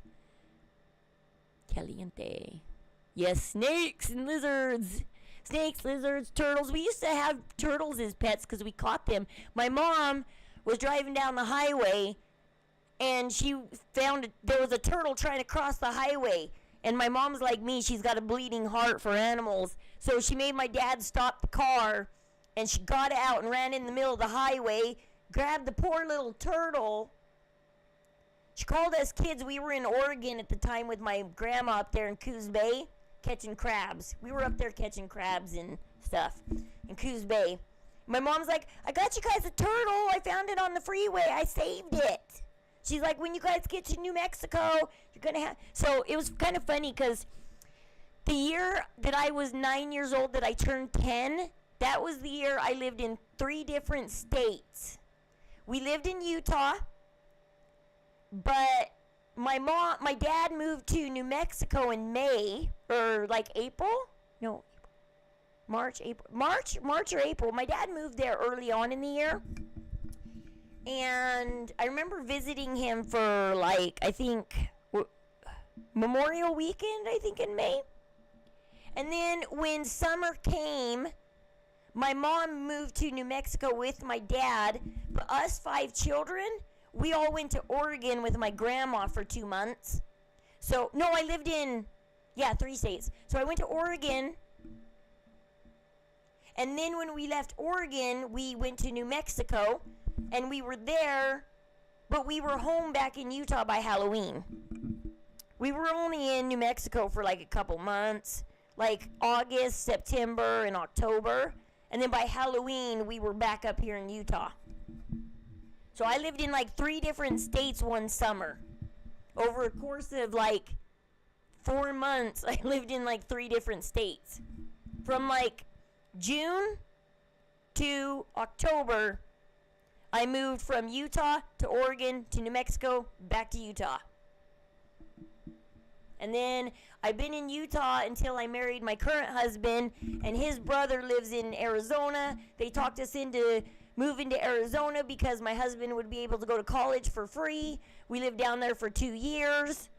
And then we ended up coming back to Utah because things started sucking down in Arizona, and he wasn't getting free tuition anymore because he got a write-up at work, and well, things just weren't going good, so we went back to Utah. He still finished schooling because that was important to finish schooling. He still got his bachelor's degree, but we finished it here in Utah. But he went half of his college for free. My mom did that in Missouri. Turtle about took her finger off. Okay. This is, I might have to find this picture for you guys to show you proof, to show you receipts, but I got a better story than that, J-Dub. This was a snapping turtle my mom found, the box turtle, snapping turtle, whatever. This was back in the day. Okay, this is in the early 90s, guys, when you didn't have to wear seatbelts in a car. You never worried about getting in an accident. Your parents never made you sit in seatbelts. We had this station wagon that fit all 5 of us kids, and we would just bounce around the station wagon and whatever. Well, my brothers were in the back seat teasing the turtle. They're like, hey, bite me, don't bite me, do bite me, here, do bite me. And the turtle would snap at them and miss their finger, and they'd be like, come on, get it, and they'd pull their finger back, and the turtle would be like, ah. And I was like, you guys are being mean and teasing that turtle. I said, knock it off. And I said, give me the turtle. And I said, I'm gonna lay down some newspaper and let the turtle wander free. So I put the turtle on my shoulder, right here, and I was laying down the newspaper with this hand. I was all, Next thing I know, I started screaming because I felt this pinch on my cheek. And my mom and everybody turns around, and I'm screaming, and this turtle is hanging off my cheek. And my brothers start beating on its shell, and they're like, get off, and this turtle is just like clamped down on my cheek. Oh, it was horrible. They laughed at me forever for that one. The doctor told my mom that my brothers were lucky they eventually got the turtle to unclench its jaws and get off my cheek.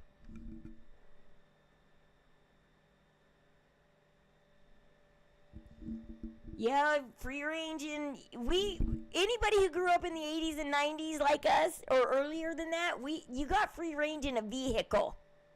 You got free range. So yeah, then my mom took us to the store to get, a few days later or a week later or something, my mom took us to the store to get pictures done. And she told the photographer, take pictures of Rose's right side. So wherever you position Rose, make sure you get her right side, because I had this big old scar from the turtle on my left side. Nah, that photographer totally got my left side. She either made me look straight forward or tilt a little bit to the left, and my mom wasn't totally paying attention. And so she allowed this photographer to place me in places where they got the left side of my face. They're like, oh yeah, no, Rose, sit over there and look to the right. And they're like, yeah, Debbie, you sit over there and look to the left. And they should have switched me and my sister around. Because, yeah, so there is picture proof of my turtle bite. I just gotta find, I don't know if the picture's on my Facebook or if I gotta get the picture from my mom. But yeah, they didn't do a very good job of hiding my turtle bite. They just snapped the pictures and didn't care if they got my scar in the pictures. Turtles are brutal. I apparently am lucky it got pulled off my cheek and it didn't take the cheek with it. Like, apparently I'm lucky I walked away with a scar that eventually healed. Because it's not there anymore. Like, you can't see it anymore. But apparently the doctors told my mom, Rose is really lucky. They're like, she's really, really lucky. That was in 1991. No, 1991. Because I was 10. 1991 that all that was going down. Because I'm an 80s baby. I was born in the 80s. But yeah, that was in 1991.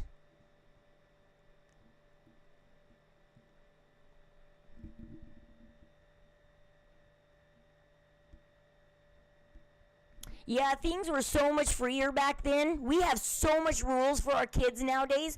Like every 2 years, they're changing the car seat laws. Every 2 years.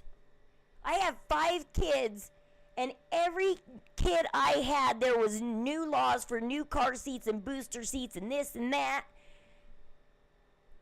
Buckle up and blah, blah, blah. I do believe in buckling up, by the way, because on my way home from Colorado, if I did not have my seatbelt on, I wouldn't be here today talking to you guys.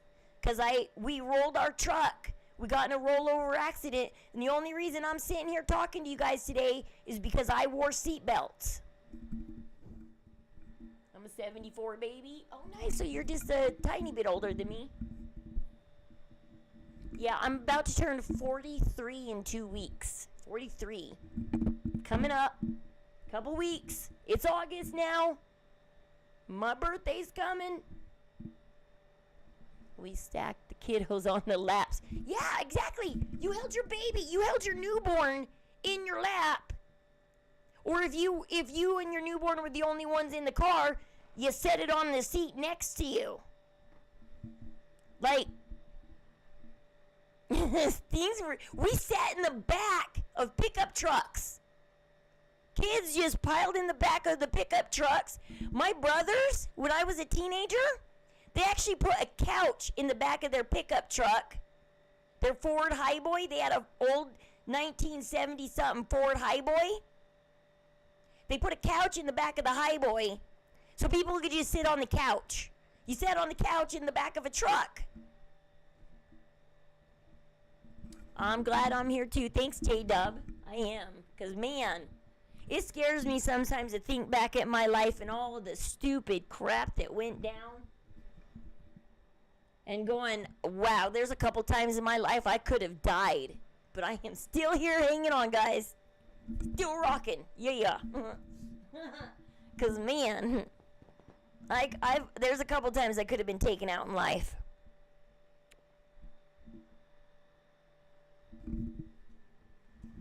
And you know what my brother did one time? I had to take driver's ed in the summer when I was 15. I was 15 and my birthday's in the summer, so they made me take driver's ed in the summer. So I had a 3 weeks driver's ed in the summer. And my brother had to come pick me up. He picks me up in a truck with no roof and no doors. Because he took the roof off and he took the doors off just for the hell of it. No roof, no doors, driving down the freeway. Like the stupid stuff we did back in the 90s, you couldn't get away with nowadays. No. You'd be arrested and thrown in jail for what we did in the 90s. Oh, God. The stuff we got away with when we were kids. Can you imagine? My brother was nice enough, though, going, Rose, sit in the middle seat, and we'll have, Willis sit in the passenger seat so you don't go flying out the door. Like, thank you. Thank you for picking me up in a truck with no doors and no roof because you feel like it. Back in 10, clank call. Okay, no problem. I gotta go grab a drink real quick. BRB.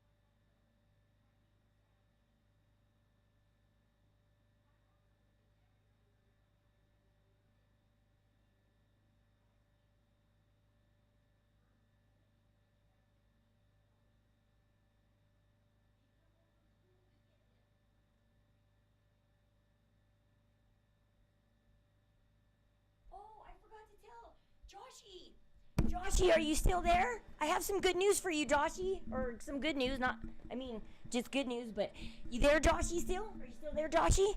My Joshy Washy Doshy? Oh.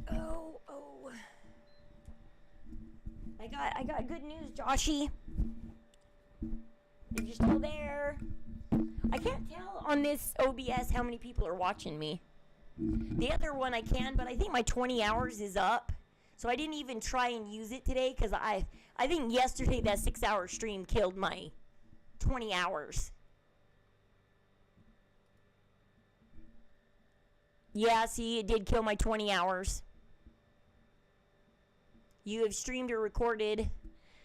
Yep, see, August 23rd. I'm just, in 1 week, I used up all my StreamYard. Oh my gosh, I'm like, 1 week, I used it all up.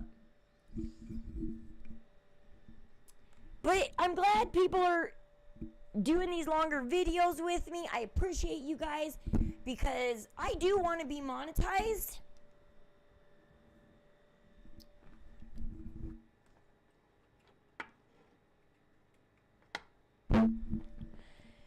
And these watch hours are hopefully finally going to get me there because I hit the 1,000 a long time ago. I just can't get the watch hours in. But I'm finally getting I was down to 300 watch hours. And now I think I'm up to 1,600, maybe?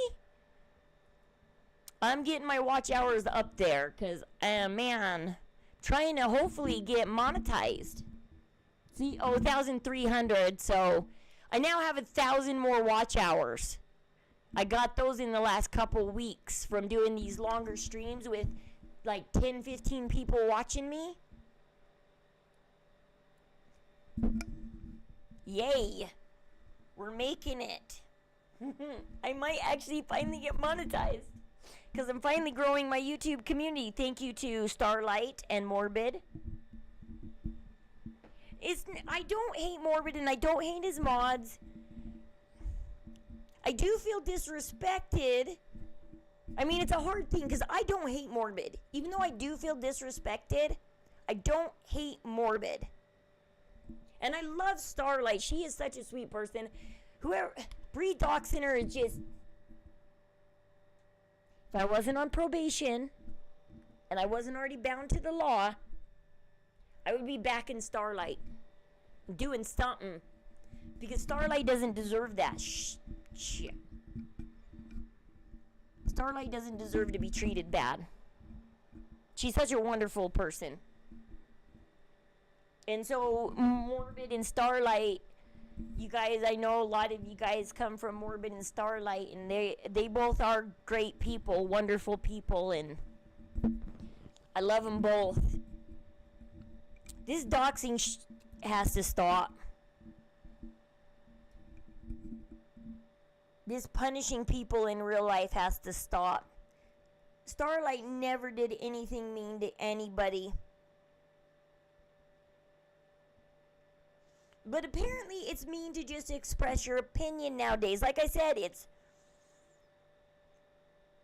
really hard, but I don't think Fancy cares about me, so I'm starting not to care about Fancy. I'm nothing to Fancy. So, I don't care. I just don't want her doxing me. Because nowadays, if I was worried, and I'm sorry for saying that people in Morbids might dox me, because anytime you get online and you speak against somebody or something, or speak against something in their streams, people get angry and they do start doxing you. For the longest time, I was afraid to just like everybody else, I was afraid to disagree with Fancy. When Fancy corrected me on Morbid's stream, I was afraid to disagree with Fancy. I was afraid to say anything against her because I know her temper. But I was saying stuff in Morbid's chat the other day and she wasn't even noticing me. She was cussing everybody else out. Just not me. I'm that non-important. like Morbid said, I mean, there's some truth in there that it's kind of good to be a nobody in a way, because nobody pays attention to a nobody. They don't care that if I say something in chat, people in chat care, but not the people on panel. Fancy doesn't care. I finally realized Fancy wasn't watching my comments and just straight out said whatever I wanted to say. Because when Fancy came in, I immediately told everybody, well, Fancy thinks we're all imbeciles, guys. She didn't even say anything. Because I was like, I don't care that Fancy's here. She did call us all imbeciles for not putting in our own FOIA requests. Well, you know what? Why do we have to put in our own FOIA requests when it's public knowledge that you can just Google?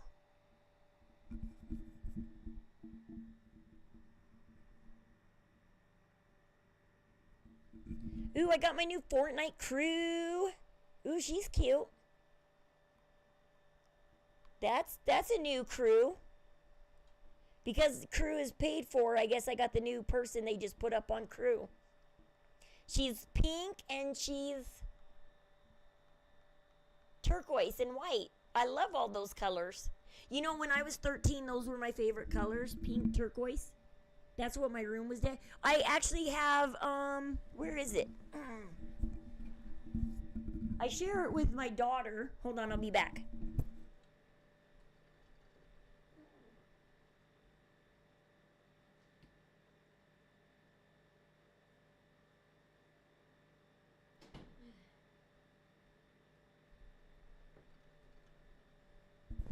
As proof that those were my favorite colors when I was a little girl, my mom made this Afghan for me when I was 13. She started making it at 13, and because she wanted to do the shell pattern, she didn't finish it till I was 16. So I didn't receive it till I was 16. I need to get some better fabric softener. So I've had this blanket since I was 16. I told my mom, I said, I care about the stuff you gave me. I've tried, out of the 50 times I have moved in my adulthood, and state to state moves, I have done my best to cling on to certain things. And this blanket is one of the things from my teenage years that I was able to hang on to through a divorce, through a bunch of moves. I was able to hang on to this blanket. So, there we go. That was my favorite colors. I was gonna paint my room pink and turquoise. That's what I was gonna paint my room.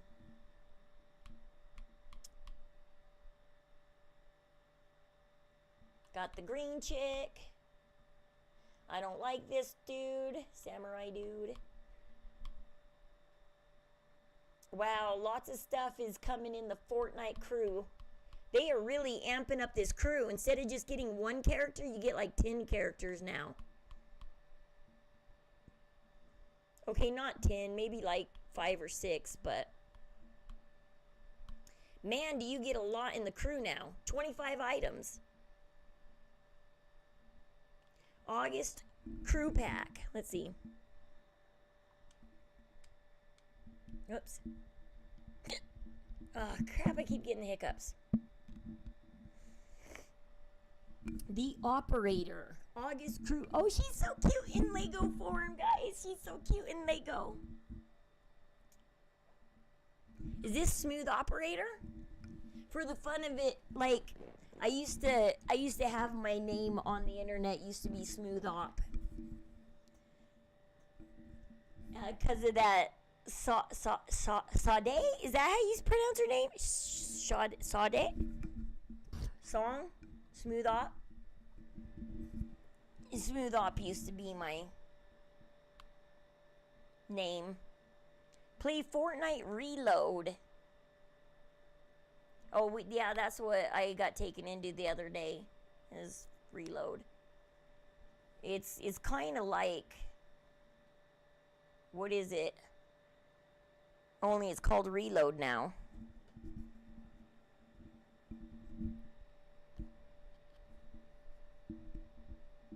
Ooh, more Lethal Company!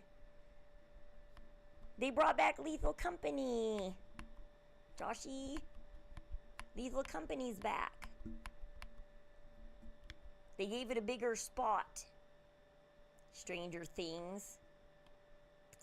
Who wants to play 11 with a gun? Just kidding. With a pew pew. Oh, Star Wars. Already have that. She's interesting, but still don't want her.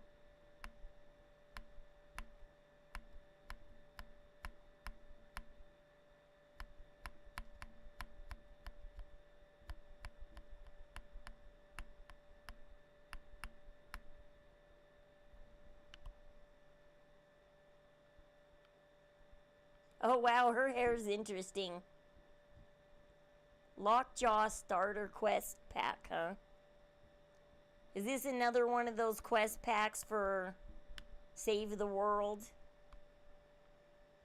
I mean, she's cool, but I don't want to spend, I don't even have the money to spend on her, but she's not cool enough for me to beg Dawn.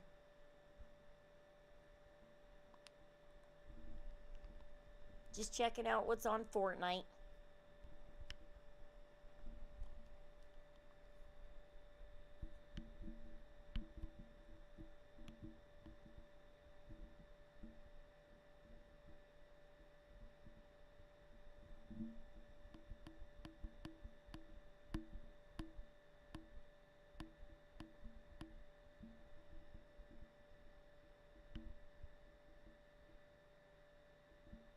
I'm level 93. I'm almost through the first pack. And then I gotta go through my bonus rewards. Oh, I need to do some Twitch streaming.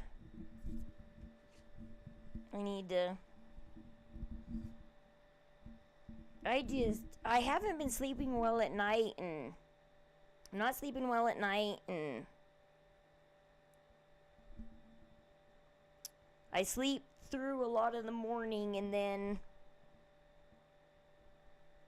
I've been really immersed in YouTube lately. Just been really immersed in YouTube. Either streaming or watching streamers. One or the other.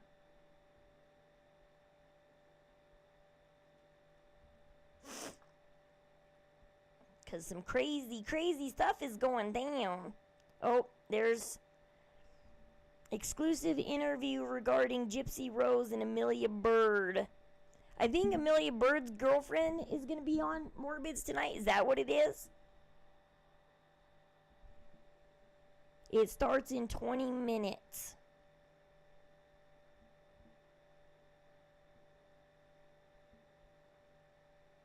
I don't know what to think about Morbids anymore. I feel bad for like 13th Hour and everybody who's over here that unfollowed Morbid. It's like, I haven't unfollowed him, but I'm not daring to go up on panel anymore. I know he says he likes me.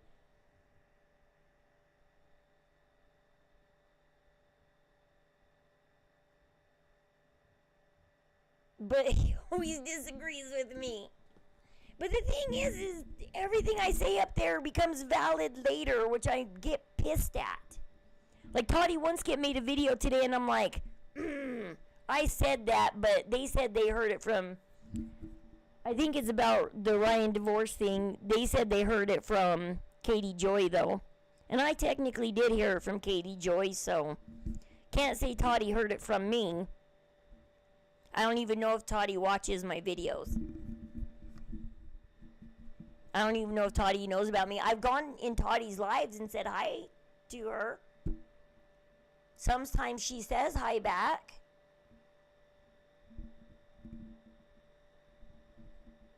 Sometimes she doesn't. But I've been in a few of their lives and I watch all of their videos. Every video that Toddy puts out about Gypsy, I'm watching it. And I'm doing Cory Miccillo right now because of Toddy. because I wanted to do it before August 2nd, because not only is this whole CPS stuff important to me, it's really important to this case is really important to Toddy. And not only do I want to be like, yeah, I'll tell you about CPS, I'll show you guys these people to watch. These people, feel free to watch them on your own time. I'm not going to attract these people's attention, so I don't want to talk about them on my stream. But hold on.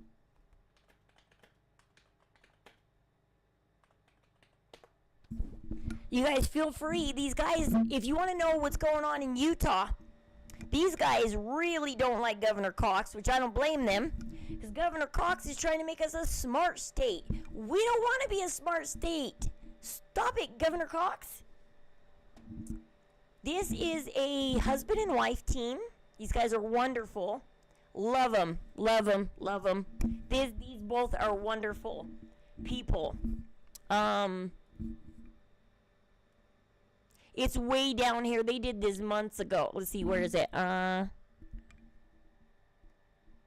see.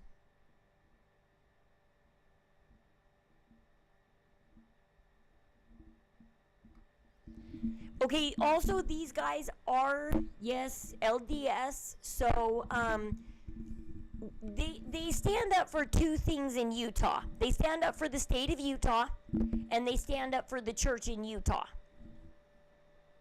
So, if you guys are really ultimately hate LDS or Mormon people, then don't watch these guys. But if you can respect another person's religion, watch them. Because what they have to say is actually very, very important. A lot of it does pertain to... Okay, oh man, you guys gotta watch this one. 10 Reasons to Remove Governor Cox. This one's interesting. This one is an interview with a cop in Utah, ex-cop. This ex-cop has his own platform now. He was a cop, and it was Pride Month. Pride Month was coming up, and they needed some cops to be there. They asked this cop specifically not to be at Pride Month, but to lead the Pride Parade. And he went around to his coworkers and he says, I don't mind being at the parade. I don't mind being there and protecting these people. He goes, but I just don't want to lead the parade. And he went around to his coworkers and said, do you want to lead the parade? And he got a coworker that said, oh yeah, I'll go ahead and lead the parade. So he found somebody that was more comfortable with leading the parade. So he's not homophobic, he's not transphobic, he's not any of that. He just didn't want to lead the parade. He said he'll be there at the parade, no problem. He just didn't want to lead it. He didn't want to be in it. He got fired. When his boss found out, they made him lead it, and then they fired him. And he tells his story on here. It's not that Utah hates Pride Month. It's not that Utah hates the Pride Parade. He just didn't want to lead it. He's like, I'll be there. He's like, I'll be there, no problem. I'll protect these people, no problem. I just don't want to lead it. I just don't want to do that part. He's like, I just don't want to lead it. He just wanted somebody that felt more comfortable leading it to lead it. And so this guy gets fired for it. So it's called 10 Reasons to Remove Cox, featuring Eric Moutsos and Michelle Tanner. Eric Moutsos. I don't know, this is a difficult last name. He has his own podcast where he talks about things and problems, and he'll tell his stories. See, they have a gays against groomers. They're not against gays, they're just against groomers. It's not about... It's about just not grooming our children. That's it. Okay, what you want to look for is the Shadows of Power. This is part 4. You want part 1, okay? You want to watch all 4 parts. They're an hour or so long, or a couple hours long. It's called Shadows of Power. Okay? This is where the satanic corruption is in the church. And they run our DCFS. They run our legal system. They are our psychiatrists. They are the bad people that are abusing the children, but they are the system. So they're not getting caught because they are the system. And if you cannot stand looking at Dee Dee's crime scene photos, then don't listen to this podcast because you don't want to hear what they do to these children, okay? Because what happened to Dee Dee was more humane than what happened to these children. Whatever happened to Dee Dee was way more humane than what happened to these children. And so you want to watch these guys. Watch their shadows of power. So we are the people, Utah. Shadows of power. Start with part 1. You don't want to miss part 1. Part 1, this reporter that has been working on the case for over a year comes on their podcast and tells them what he's been finding for the past year on these people. And it is disgusting and it is horrible, and this is just going on in a very religious state like Utah. And it's horrible because we're supposed to, everybody thinks our state is a safe place to be because it's so religious. But it's not. So, yeah, you want to find Shadows of Power Part 1. Start there. I only see Part 4, but the people, let me see.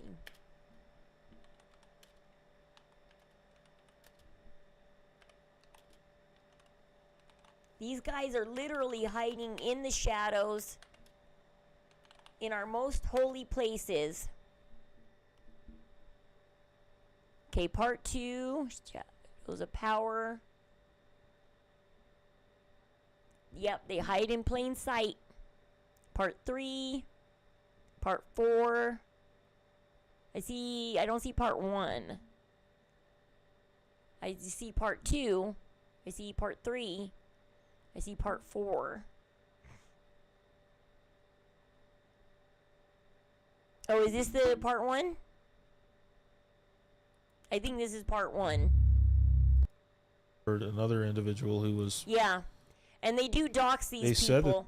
He doxes everybody that he knows that is evil. They dox them all. And these people do look like normal people. People you would talk to, people you would trust, people you would feel comfortable around. Yeah, this guy is a reporter. He's been working on this case. He's been working on the case. I mean, you think Gypsy's case is bad. This is currently going on and is not being stopped. Because these guys, there's like 10,000 of them and they're way too powerful.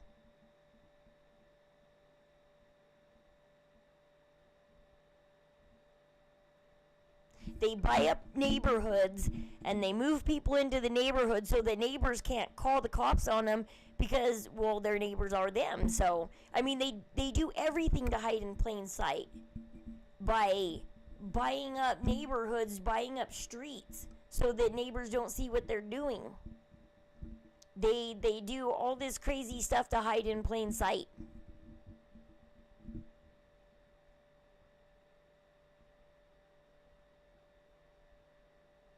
And they interviewed this one guy who has got his house burned down because he spoke up against him. It's like, you know why I don't want to speak up against him now? I'm one lowly little streamer that doesn't want my house or something burned down.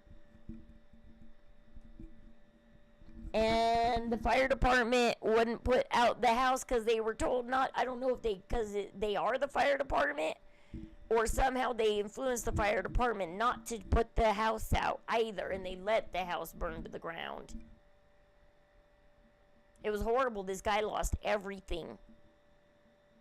He almost lost his kids too, but luckily he got his kids out of the house in time. But what do we want to do? Do we want to stop and go watch Morbids live? Or do you guys want to talk about something? Or what do you guys want to do?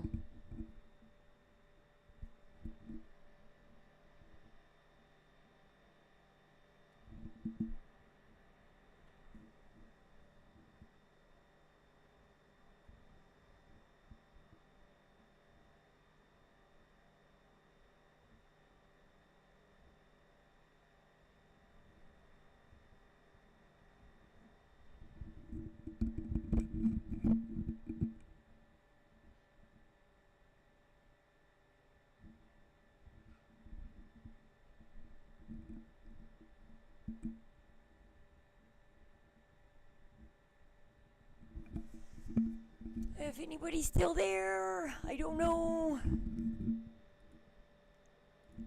I know Morbid's about to go live and do his interview. Exclusive interview.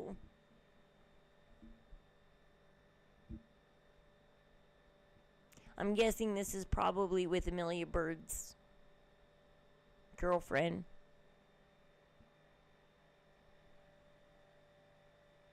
I'm more convinced more and more. Well, now I was wondering what you guys want to do. As I watch Katie Joy, I'm just convinced more and more that she's damage control. That she is, I'm just convinced more and more she's still working for the family.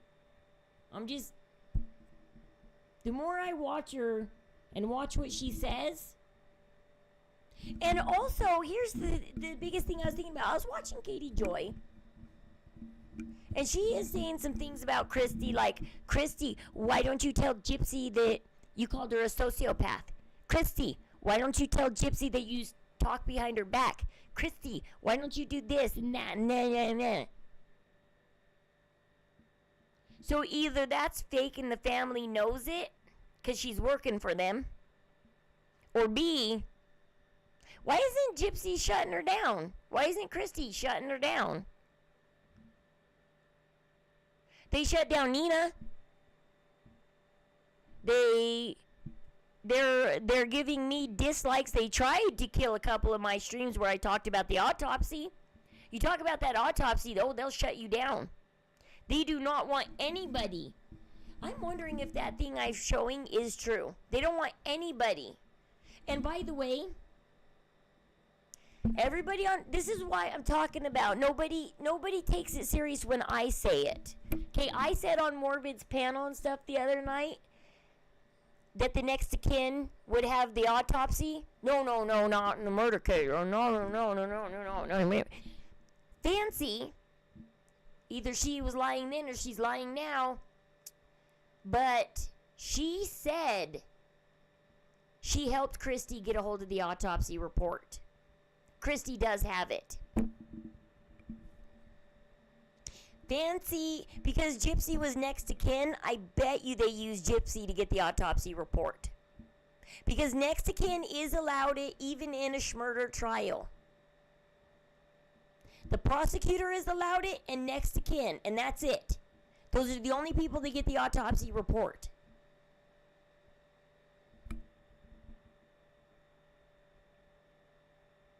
Let's go check it out. I'll see you.